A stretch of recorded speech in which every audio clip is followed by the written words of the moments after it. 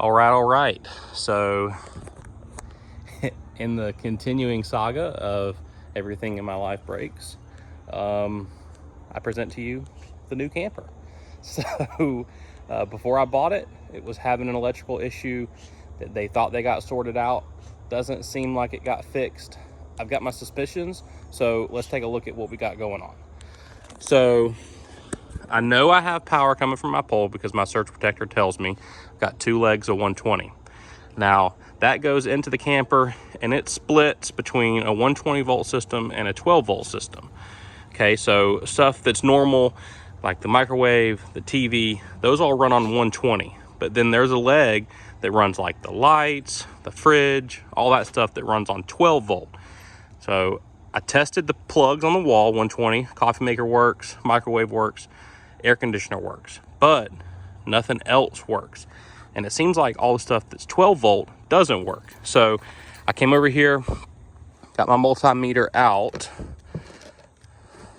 just to check what the battery's saying. Okay, so they were having issues. What they thought was the converter, which takes power from 120 and adds it to the 12 volt. So you can see we've got 9 volts on this battery. So something's not right. It's suspect to me that there's not another hot leg coming in to charge. It seems like it's only taking power. So I'm going to charge it with this battery charger while I try to figure out where the converter is and see if something simple like maybe a fuse is blown there. So let's take a look and see if we can't find it. All right, so took me a while to find this. I should have guessed that it was going to be behind the panel. But anyway, so here's what I was talking about with the 120 and the 12 volt system. So the 12 volt system runs all the house lights and all that stuff. And then this breaker here, this 15, is a general breaker. That's actually what powers the converter. So theoretically, when you're onshore power, this should be running, which is plugged in now, and the fan is not blowing, so that's sus. But what I'm gonna do to check first off is I'm gonna turn this leg back on. That's the main 50, and then see if anything happens here. If it does, my first 2 tests are gonna be, since I'm already on 12 volt checker, I'm gonna check 12 volt, see if it's coming out the back. And then if it isn't, my next thought is gonna be to check this plug here to see if it's getting any power, because this is what the converter plugs into. So I'm gonna check that and we'll see what happens. See how well you hold up there. It's not gonna be the best view, but it should work. All right, so main power. Okay, so I am getting 12 volts off the back of the converter. So that tells me that that is sending power. So I've likely got a break somewhere in the line. Let's just test that one more time. Yes, it's a 11.2, which seems kind of weird. I would think that it would be running higher, but maybe it can sense when the battery is topped off, so it's tapered off because I'm running the other charger as well. All right, let me go and see if I'm getting power to one of the, where I was saying that it was suspect there was only one wire going to the battery. I actually pulled the box open and there's like a big old jumbled mess of wires that are wire tied, which is also suspect. I don't think that's probably the best way to do this, but I'm happy to know now that this seems to be working currently. So maybe I won't have to buy a new one of these. So, all right, next step, let me go check, see if I'm getting any power on the leg that is up at the front of the trailer. All right, so I'm going to go ahead and unhook the batteries and then see just first off if I'm getting power to this wire. So that would tell me, there's that jumbled mess I was talking about.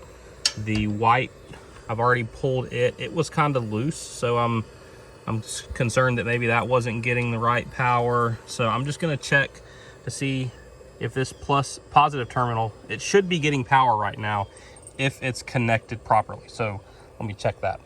All right, right off the hop, first one I pulled off, that is mighty suspect. So this is actually, this black wire is the one that comes around and goes to the battery. So highly suspect that it was not making a good connection. So I'm gonna test that now, and we'll likely end up just replacing those wires, and that should fix it, hopefully, if that's the problem. All right, so here's the next level of testing that got me to the point that I'm at now. So let's see if I can get that propped up. Maybe right there. Yeah, so this is unplugged, so it's not giving any power, it's only taking it. So we're gonna plug there.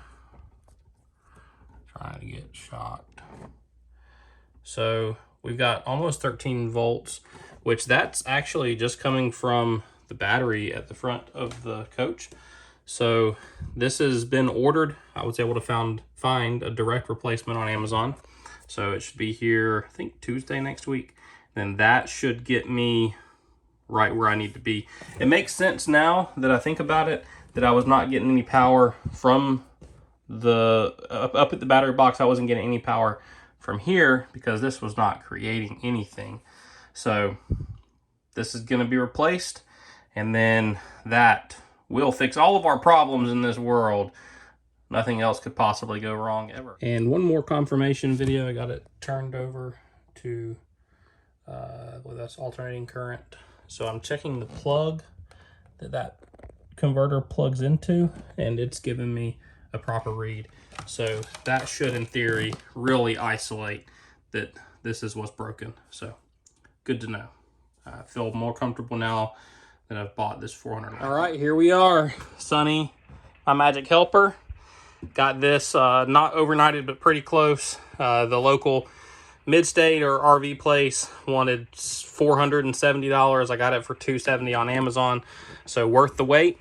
I'm going to let y'all decide what's going to happen. I've seen what's going to happen, but we're going to go ahead and plug this baby in.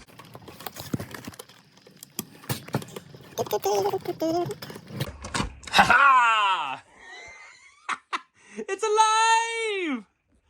It's alive! So now I'm going to do a quick check. I've got the battery unhooked. Obviously, that's why it was dark in here. So we're going to check really quick to see what kind of voltage we're getting. So this should be just the converter giving us power. So one in there, one in there. And they said that you should get 13.7. So I would say 13.75 is pretty close. So y'all, I'm gonna get this bad boy wrapped up, get it all put back together, get all these wires put back in. Today is Thursday.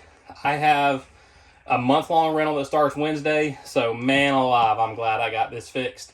And let's hope that nothing else comes up. So we got the new bed in today as well, bed in the bag. We do a nice gel memory foam mattress because those are not fun to sleep on.